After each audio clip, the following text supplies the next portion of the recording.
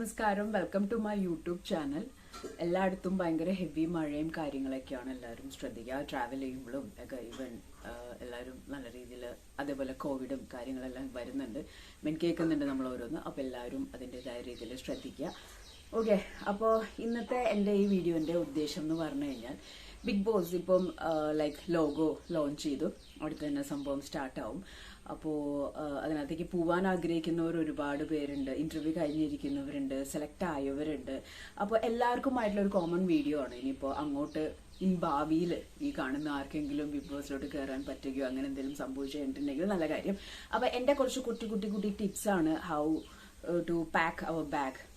അപ്പൊ എനിക്ക് മിസ്സായ കുറച്ച് കാര്യങ്ങൾ ഇത് ഞാൻ പറഞ്ഞുവെന്ന് വെച്ചിട്ട് ഇല്ലാത്ത പൈസ ഉണ്ടാക്കിയിട്ട് വാങ്ങിക്കൂട്ടേണ്ട കാര്യമൊന്നുമില്ല. സബ്സ്റ്റിറ്റ്യൂട്ട് കാര്യങ്ങളൊക്കെ ഉണ്ട്. ഓക്കെ, അപ്പം എനിക്ക് എന്റെ ജേണി അറിയാലോ. ലൈക്ക് എൻ്റെ മുൾഷാനിൽ നിന്നാണ് എനിക്ക് മെസ്സേജ് വന്നത്. ആഫ്റ്റർ ദാറ്റ് 5 റൗണ്ട് ഇന്റർവ്യൂസ് ഉണ്ടായിരുന്നു.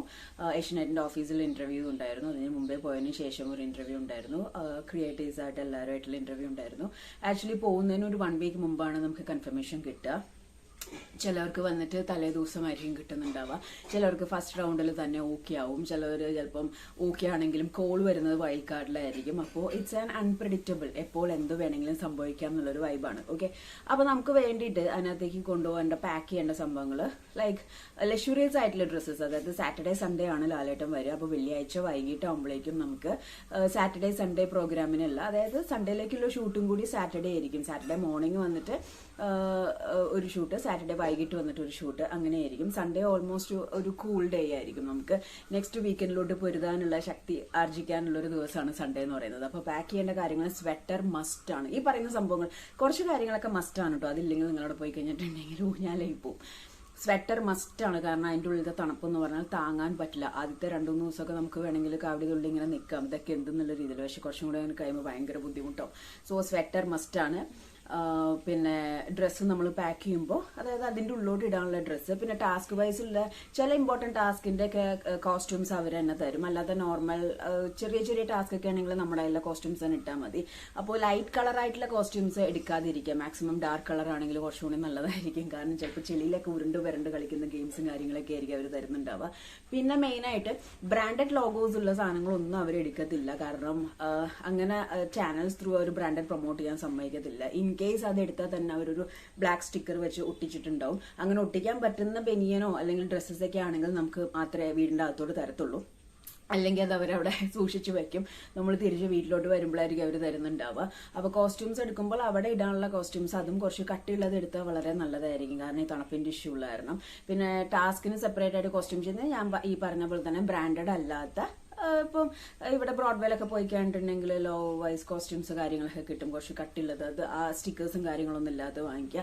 അതേപോലെ തന്നെ ഈ മിറർ കാര്യങ്ങൾ, ഇപ്പോൾ പെൺകുട്ടികളാണെങ്കിലും മിറർ വർക്കുള്ള കാര്യങ്ങളൊക്കെ പരമാവധി എടുക്കാതിരിക്കുന്നതാണ് നല്ലത്. കാരണം എടുത്താൽ അവർ കൊണ്ടുപോകാൻ സമ്മതിക്കില്ല. ചുറ്റും ക്യാമറാസ് ഒക്കെ ആയതുകൊണ്ട് അതിന്റെ റിഫ്ലക്ഷൻ അടിച്ചിട്ട് പ്രശ്നം വരാൻ ചാൻസസ് ഉണ്ട്. പിന്നെ ചെരുപ്പ് ഈ പറഞ്ഞ മാതിരി അവിടെ റൂമിൽ, അതായത് നമ്മുടെ വീട്ടിലിടാനായിട്ട് ഒരു ചെരുപ്പ് മസ്റ്റാണ്.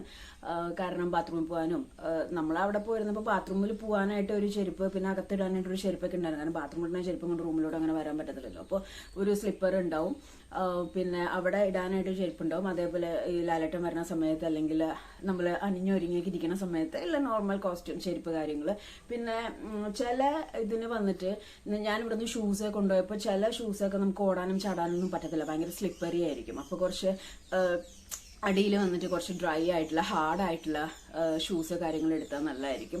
പിന്നെ സോക്സ്, അതേപോലെ ഈ പറഞ്ഞ മാതിരി മെഡിസിൻസിന്റെ കാര്യമാണെങ്കിലും നമുക്ക് ഇവിടെ പോയി കയറുന്നതിന് മുമ്പ് ഫുൾ ബോഡി ചെക്കപ്പ് ഉണ്ടാവും.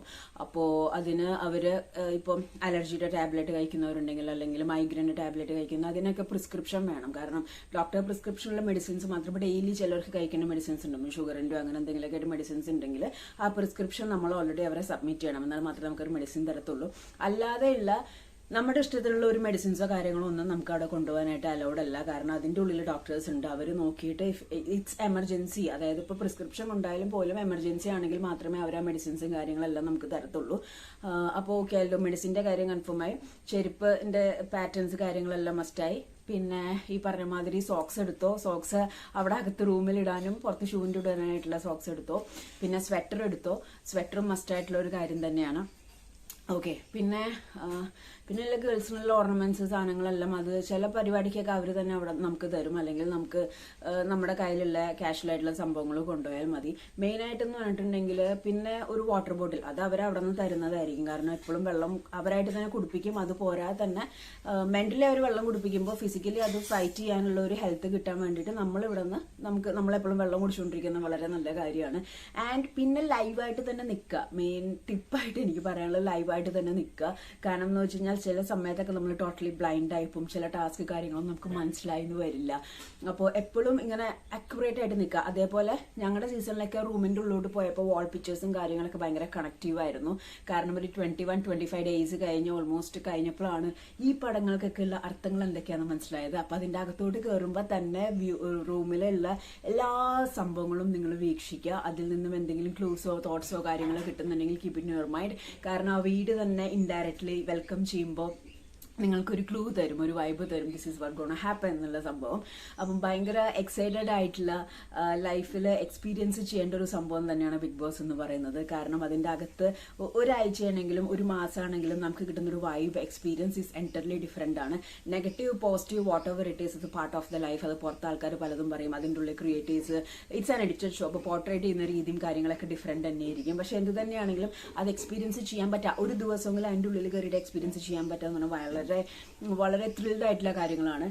കോസ്റ്റ്യൂംസും കാര്യങ്ങളൊക്കെ അത്ര ഹെവി ആയിട്ടുള്ള സംഭവങ്ങൾ കൊണ്ടുപോകണമെന്നൊന്നും ഞാൻ പറയത്തില്ല. കാരണം കുറച്ച് ഹെവി ആയിട്ടില്ല. അതിപ്പോൾ വീട്ടിൽ നിന്ന് അവർ അയച്ചു തരിക, കൊറിയർ ചെയ്യണമെങ്കിൽ കൊറിയർ ചെയ്യാം. ഇപ്പോൾ വിശേഷ ദിവസങ്ങളിലൊക്കെ കോസ്റ്റ്യൂംസ് ഒക്കെ നമുക്ക് എടുക്കണമെങ്കിൽ നമുക്ക് എടുക്കാം, അല്ലെങ്കിൽ അവർ തരണമെങ്കിൽ അവർ തരും. ഇത്ര കിലോയെ കൊണ്ടുപോകാൻ പാടുള്ളൂ എന്നുള്ള റൂൾസും കാര്യങ്ങളൊക്കെ ഉണ്ട്. അപ്പോൾ വീട്ടിൽ നിന്ന് നമുക്ക് ആ ടൈമിൽ അയച്ചു തരണമെങ്കിൽ അയച്ചു തരാം. ഇത്ര കിലോയ്ക്ക് ഉള്ളിൽ ഉള്ളത് കൊണ്ടുപോകാം, ബാക്കിയുള്ളത് വീട്ടിൽ നിന്ന് രണ്ടാഴ്ച കൂടുമ്പോൾ അവർ അയച്ചു തരാണ് ചെയ്യുക. ഇൻ കേസ് അയച്ചു തരാൻ എന്തെങ്കിലും ബുദ്ധിമുട്ടുണ്ടെങ്കിൽ അവർ തന്നെ അവിടെ നിന്ന് കോസ്റ്റ്യൂംസ് സെറ്റ് ചെയ്ത് തരുന്ന രീതിയിൽ കാര്യങ്ങൾ നമുക്ക് ചെയ്യും. ഭയങ്കര സപ്പോർട്ടിംഗ് ആണ് ഇൻ ഓൾ സെൻസ്. പണി തരുന്നതിലും അവർ ഒരുമിച്ച് ഭയങ്കര സപ്പോർട്ടിംഗ് ആണ്. ഇപ്പോൾ what ever it is mind full ലൈവായിട്ട് ഇരിക്കുക. ഈ പറഞ്ഞ കുറച്ച് സാധനങ്ങൾ സ്വെറ്റർ ഇല്ലാതെ പോകാൻ നിൽക്കല്ലേ, ചെരുപ്പ് കാര്യങ്ങൾ ശ്രദ്ധിക്കുക. അതേപോലെ കോസ്റ്റ്യൂംസ് ആണെങ്കിലും ലോ കോസ്റ്റ്യൂം അല്ല, അത്ര വലിയ ഹെവി സംഭവങ്ങളൊന്നും വേണ്ട. ബ്രാൻഡഡ് ആയിട്ടുള്ള ഒരു സംഭവം അതിൻ്റെ ഉള്ളിലോട്ട് കയറ്റാൻ പോകുന്നില്ല. അതിപ്പോൾ ബാഗ് ആണെങ്കിലും ഷൂ ആണെങ്കിലും എന്ത് സംഭവമാണെങ്കിലും അവരത് എടുത്ത് മാറ്റും. അങ്ങനത്തെ ഒരു പ്രൊമോഷൻ അതിൻ്റെ ഉള്ളിൽ കൂടെ അവർ ചെയ്യുന്നതല്ല. ഇത്രയൊക്കെയാണ് കുട്ടി കുട്ടി ടിപ്സ് ഉള്ളത്. ബാക്കിയുള്ളതൊക്കെ കോമൺ സെൻസ് ഉപയോഗിച്ചിട്ട് കുറച്ച് ഇരുന്ന് ചിന്തിച്ചിട്ടുള്ള ഗെയിംസും കാര്യങ്ങളൊക്കെ ആ രീതിയിൽ നിങ്ങൾ തന്നെ ചിന്തിച്ച് കാര്യങ്ങൾ ചെയ്യുക. Thank you for watching my video. Even I'm also waiting for starting of Big Boss. നമുക്ക് ബിഗ് ബോസ് സ്റ്റാർട്ട് ചെയ്തതിന് ശേഷം എന്തൊക്കെയാണ് അതിൻ്റെ ഉള്ളിലത്തെ ആചാരങ്ങൾ, എങ്ങനെയാണ് അതിൻ്റെ ഉള്ളിലെ കണ്ടസ്റ്റൻസ് അപ്പിയർ ചെയ്യാൻ പോകുന്നത് എന്നുള്ള കാര്യങ്ങളൊക്കെ നമുക്ക് നോക്കാം. Stay tuned.